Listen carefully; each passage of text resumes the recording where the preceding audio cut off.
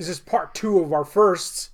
That's kind of weird. Yeah. Part 2 of our first. So is this actually part? No, I'm not going to go down Nope. that rabbit hole. But the point is, we're continuing our walk down memory lane when we talk about firsts. And since we left off on music, let's start on music with what was the first CD you ever owned, or album, I should say, just album in general, whatever format. And what was the first CD you? Because assuredly, the first one you owned was a hand-me-down or something like that. And then to counter that, what was the first one that you bought for yourself? It was actually a good one. Now, I'm sure there was some before this. I just don't remember them. So I'm going to give you the first one I remember. Mm-hmm. I think the first one I remember, actually, now that I think about it, it was actually my first one, and that was a McDonald's tape. And, I remember that piece of shit. I freaking was obsessed with it. It was yellow, right? With red? It was yellow, and I was obsessed with it, and I wore it out, and I remember when it broke, I cried. I remember. I used to take it to school. I remember Grandma tried to fix it. Yeah. That didn't work.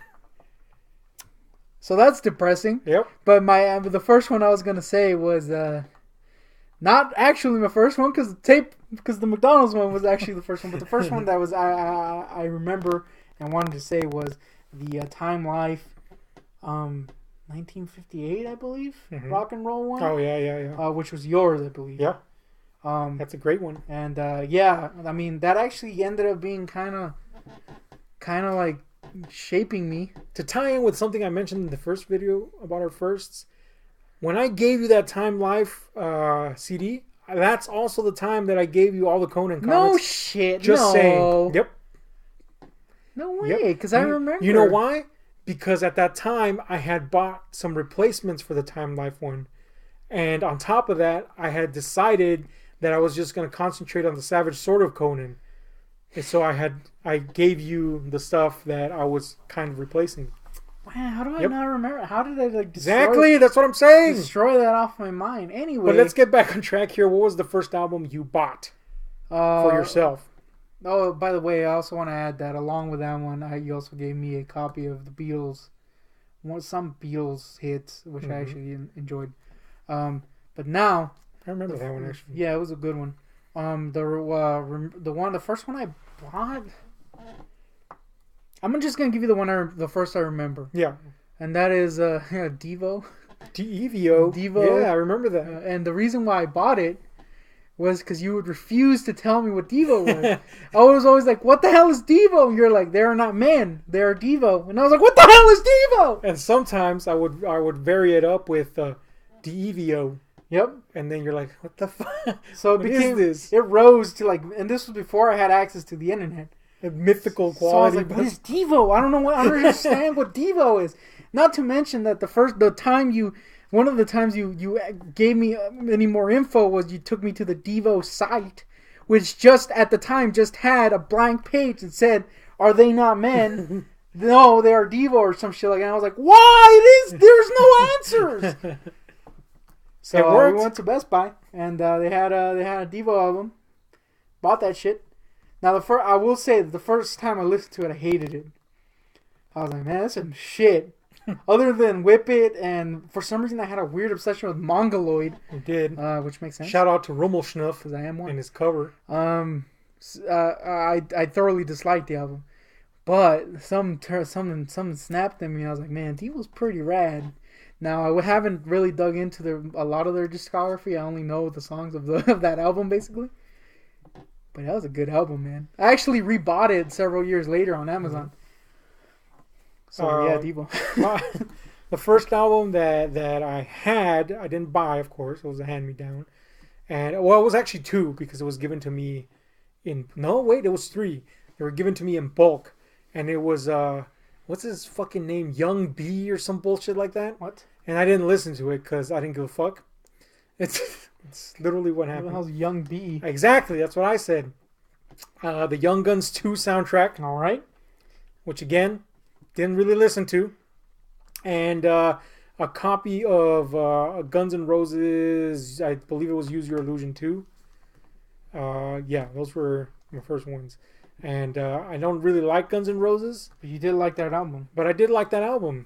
At least most of it. There was God, what was the name of that song that I hated? Get in the Ring or some bullshit. And I hated that piece of shit song. Yeah. But yeah, that was those were the first ones. They weren't great, and I don't really care for them that much. One of my early purchases was based on one of yours, and that was the Guns N' Roses Spaghetti Incident. Oh man, Freaking sucked asses. that is one of the worst. But the first album that I bought for myself was Rammstein's Herzleid. And I was like, I'm getting this motherfucking thing. It's happening. And I had to import it at the time, which was really difficult because I didn't have access to the internet at the time. So I had to get somebody to import it for me. Blah, blah, blah. I ended up getting it, and I was like, this fucking kicks ass. It's on like Donkey Kong. Yep, you did say that. Yeah. And I was a fan of that. And then they blew up because of Du Hast, and I was all pissed because everybody was like, "Oh, Rammstein, Du Hast." I hated that. Yep. And it still happens to this day. Oh, you mean the Du Hast guy? Son of a bitch. They have 10 million other songs, bastards. Yeah. Anyway, point is, that's what I say when people talk about opera, which is never. So I've never felt that. That's what happened. First, what should we go to next? First, action figure. Go. I think it was freaking Batman. I don't necessarily remember which one, but I know I used to have a lot of Mr. Mini heads from Beetlejuice. You did, yeah, like, so many of them. It was like you were like the New Mexican Atari dump. Yep. But of little heads. Little heads. I know I had a buttload of Toy Story toys, so maybe it was probably Toy Story or something. Honestly, I don't remember. I'm pretty fucking sure that my first one was a He-Man figure, not He-Man himself, or I should say a Masters Prince Masters. Adam? I did have a Prince Adam. I never man. really had a complete He-Man.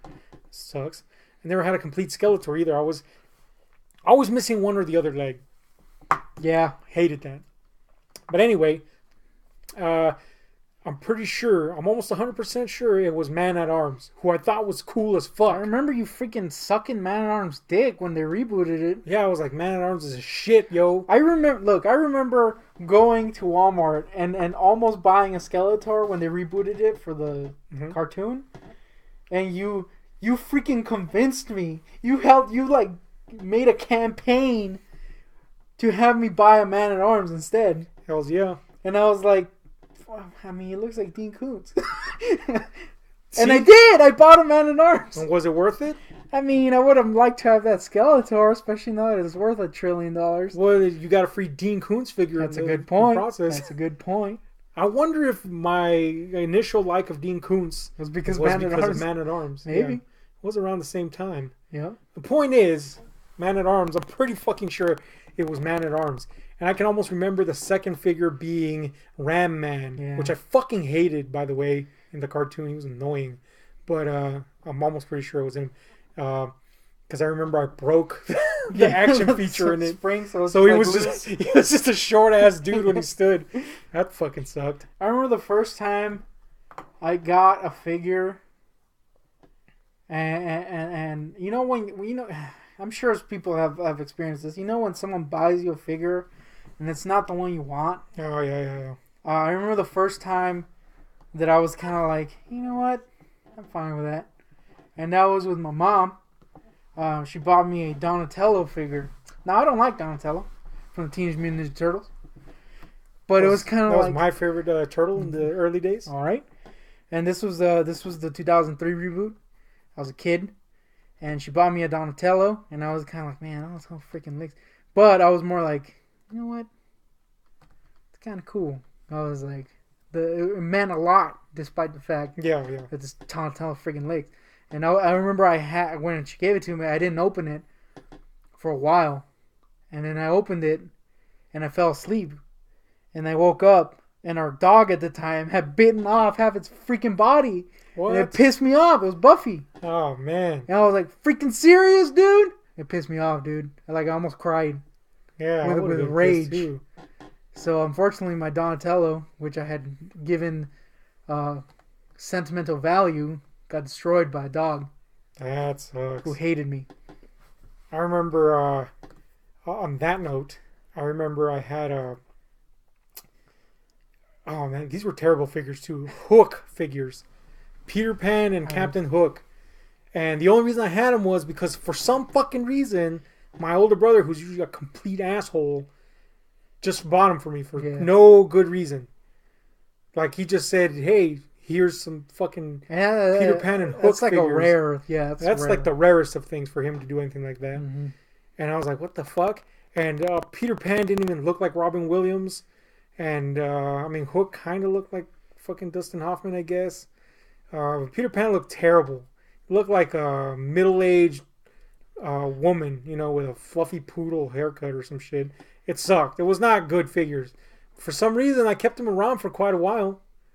In fact, I think maybe you even saw those. Remember Hook? His legs would... I do. Yeah. You did have that for a while. Those fucking stuck. That's right, stuck. Yeah, but again, that sentimental value thing. Yeah. And I don't even really know why, because I never really had a bond with him. But I guess it was like the one thing, I guess. Similar thing. One time you bought me a Godzilla set, which kicks ass, by the way. Ah, it's the one that got stolen, huh? Yeah, it got stolen. Yeah, all of it got stolen sucks. except for freaking Mothra larva. So that sucks. That's one of the ones that I'm actually pissed they freaking took. Because I really like that set. Was a pretty cool Looked set. it up. Expensive as shit now. Yep. That was a good one. Yep. That was a good one. So we got a little sidetracked on that one. Yeah, just a bit. First... Oh, we already said that. Okay, first... Got anything? First show you were hooked on. That's probably the X-Files. I like shows before that, obviously, like Married with Children and stuff like that. Mm-hmm. But X-Files is the first one that I watched. I made sure and watched on a weekly basis. In fact, this is even hard to comprehend to me nowadays. Mind you, I was 10 when X-Files came out. But I didn't even know shows continued into each other. I knew, obviously, like, it's the same characters and shit like that. But, you know, since sitcoms especially were so loosey-goosey back then, you know, there was no real continuity. Especially with Married with Children. They didn't give a fuck if Al had a fucking raptor tail at the end of one episode. Next episode, he was fine, you know.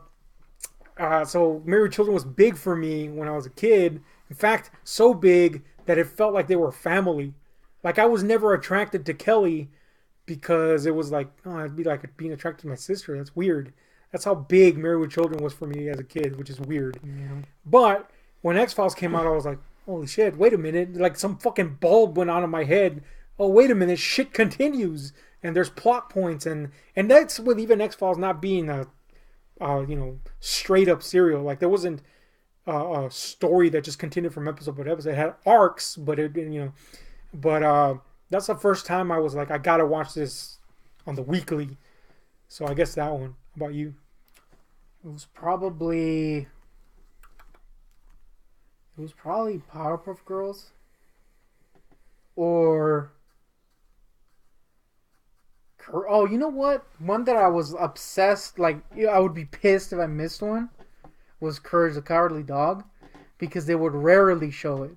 It was all my cartoons and early shows were in Spanish. And if you know anything about Mexican programming, is that they don't have schedules. So they would just randomly show shit.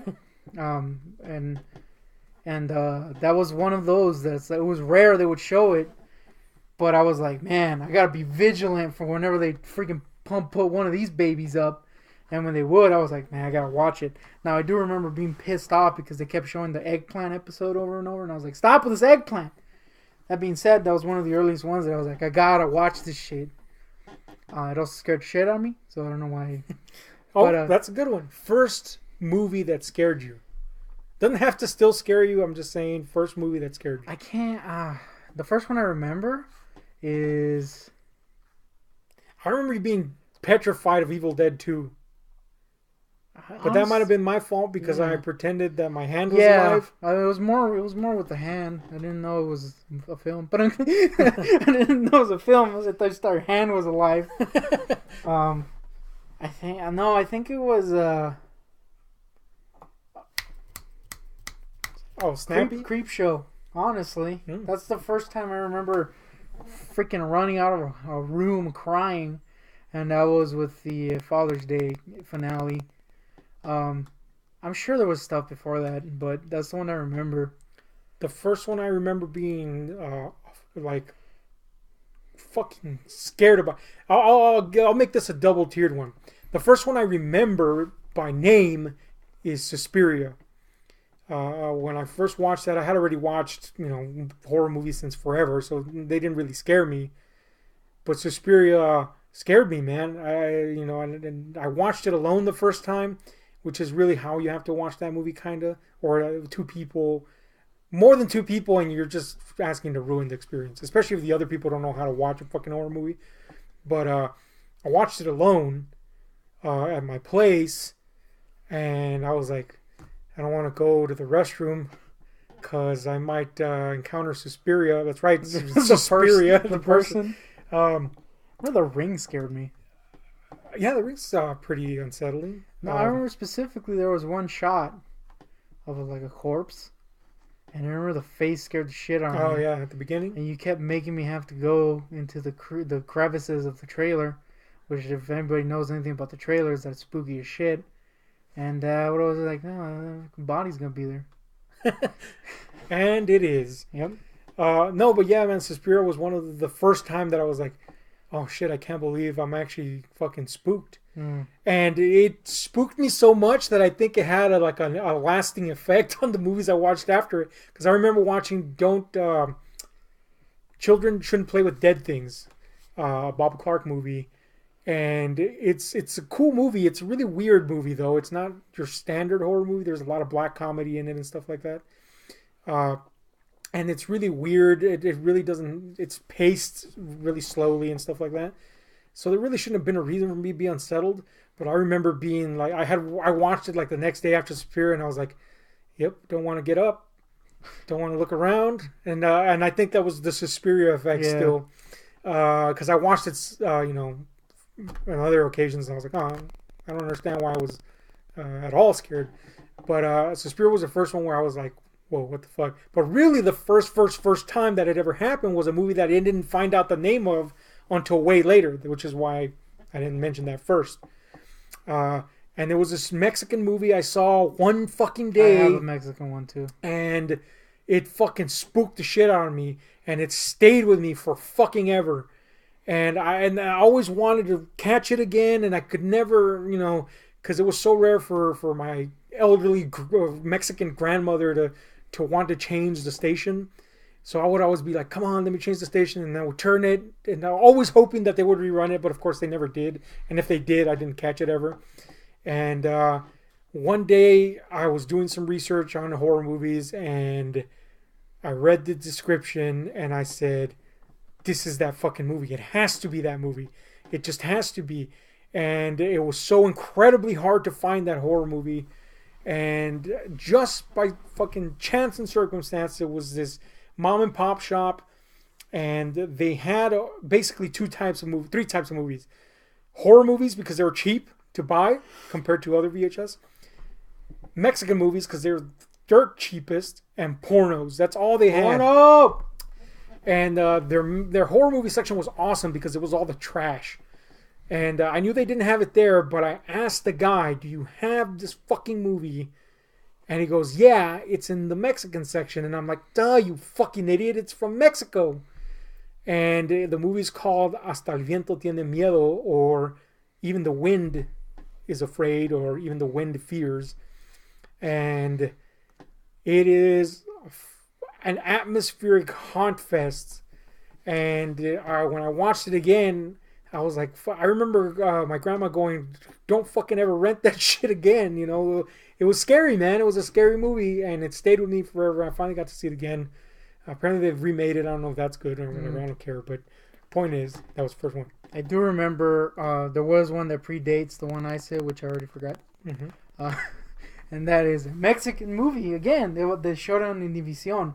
Now, I don't know if you remember this, but before Sábado Gigante, they would show movies back in the day.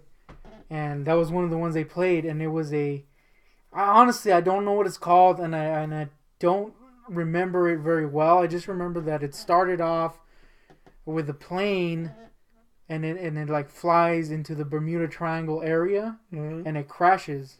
All right. And then I don't remember anything else after that, except that it's kind of like, they don't show shit because it's Mexico, right? Right. So just people talking about aliens and shit. But there's a scene where they're around a campfire, and there's like weird ominous sounds. And I don't remember what happens exactly. I just remember that at some point there's a light that comes in, like a blinding light, and then there's like these shadows coming at them. And then I don't remember anything else. But I remember that scene scared the shit out of me.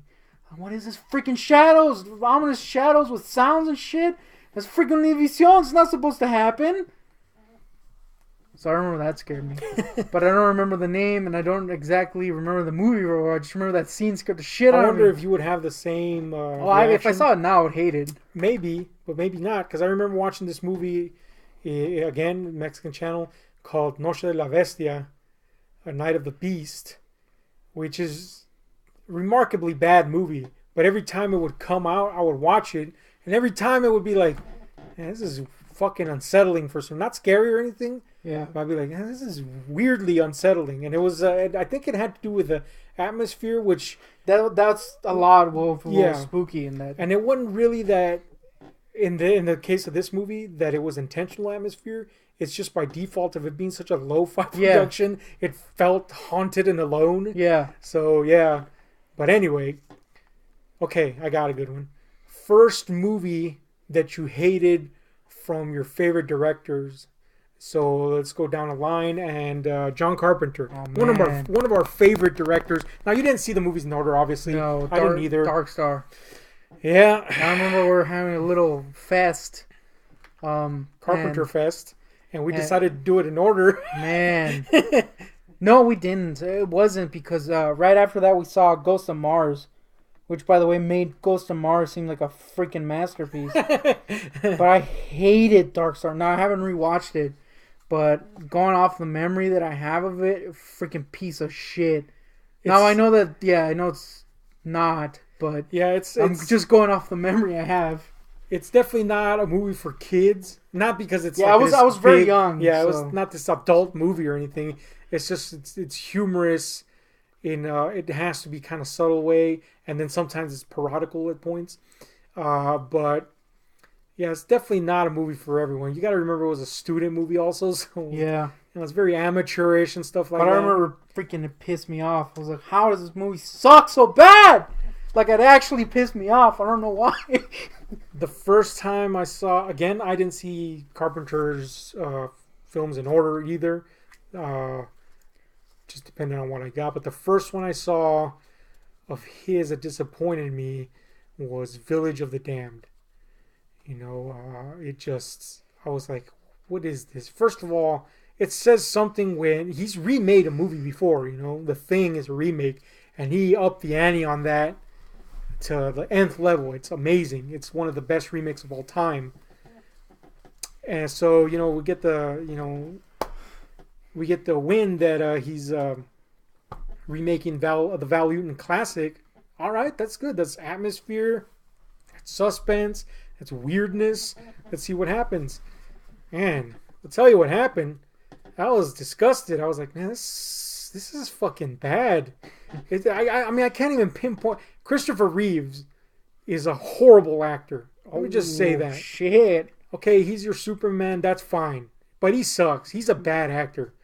And I can't remember. Mark Hamill was in it, if I remember correctly. Yeah, I think he was. And he was fucking terrible, too. Yeah.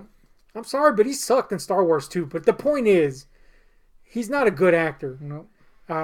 He's a good voice actor. He's a very good voice actor. But, he's a good actor. He's matured because of his voice acting as an actor. But initially, he was not a good actor. Yeah, even, I would say even early, like that was early 90s, right? Yeah. Even some of his early 90s shit's pretty bad. Yeah, it was not good. It wasn't until he started learning his craft in voice acting and got good. That was the first time. Now, I hadn't seen Memoirs of an Invisible Man, which when I did see it was like, that wasn't great.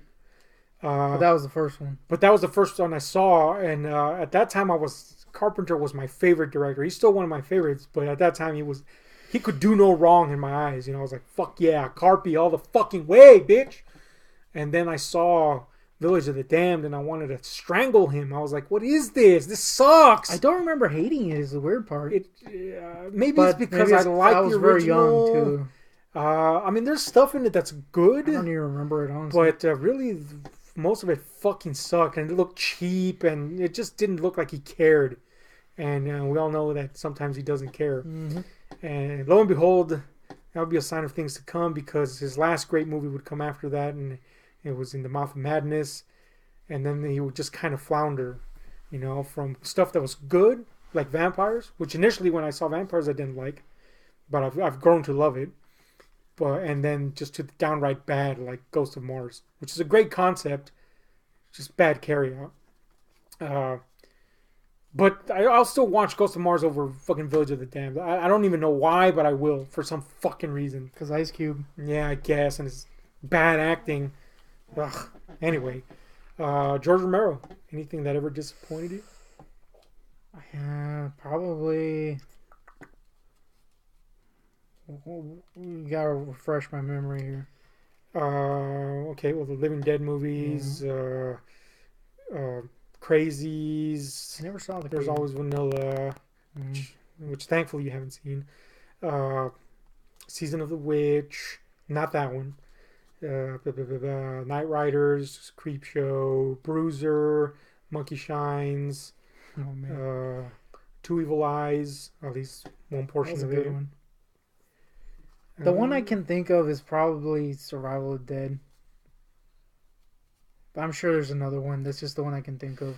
I'm trying to think, and I'm going to say... Well, There's Always Vanilla is probably the first one where I was like, yeah, that's...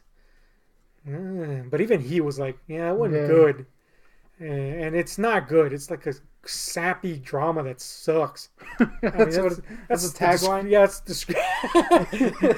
that would make you watch is the sad part. Oh, sappy drama that sucks? I can get behind that.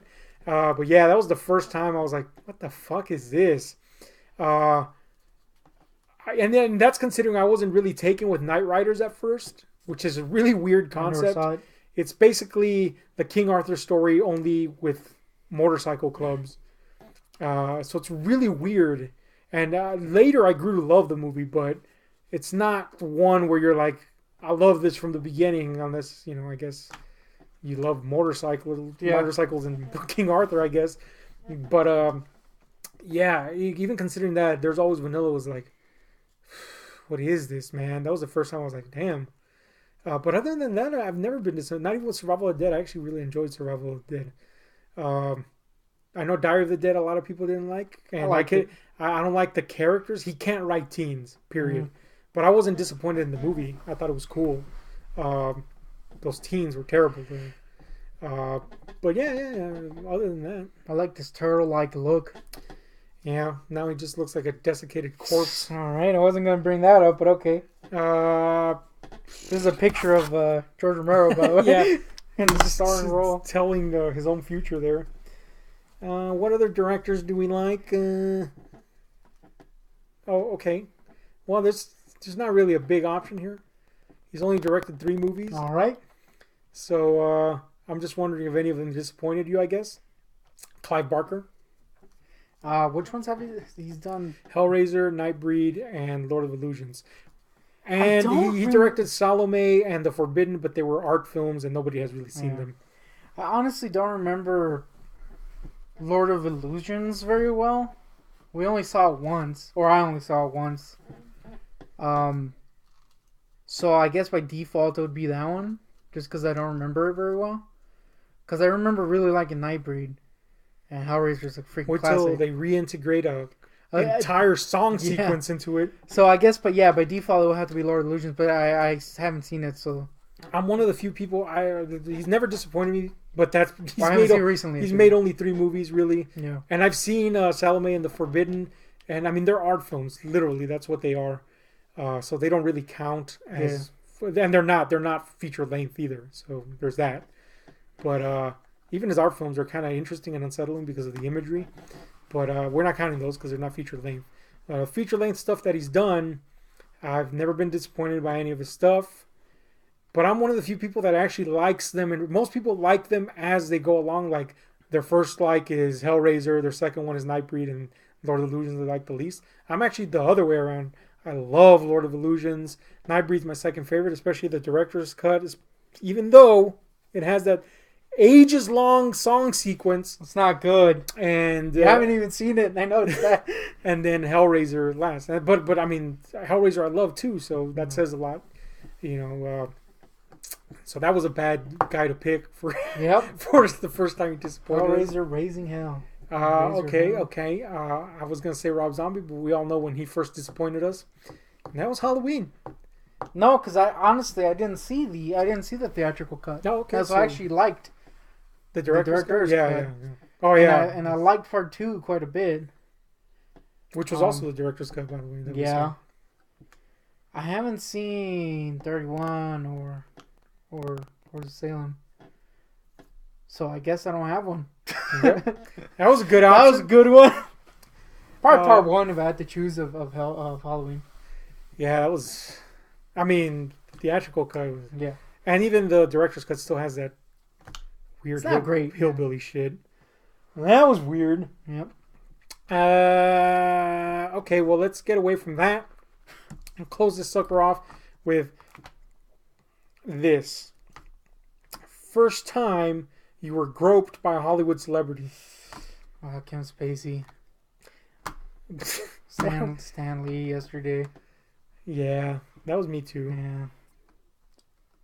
Now I will say that I started saying that without knowing where I was going. Dan Schneider. Suck my dong, suck my baby dong. Oh man, this derailed horribly. Bad way to end it. Yep. Let's just end it right there. Yep. Dan Slided Insider Schneider. We know what you're up to. You're next. Sucking baby dongs. That's what he's doing, man. Yep. It's so obvious. It is. First time your feet were touched, Dan Schneider. Doesn't matter who you were. As long as you were young, he touched them. It's true. Anyway, it's been Ahab and the Goontick. Totally derailing their own video. Yeah, no shit. Like, share, subscribe. And we're out.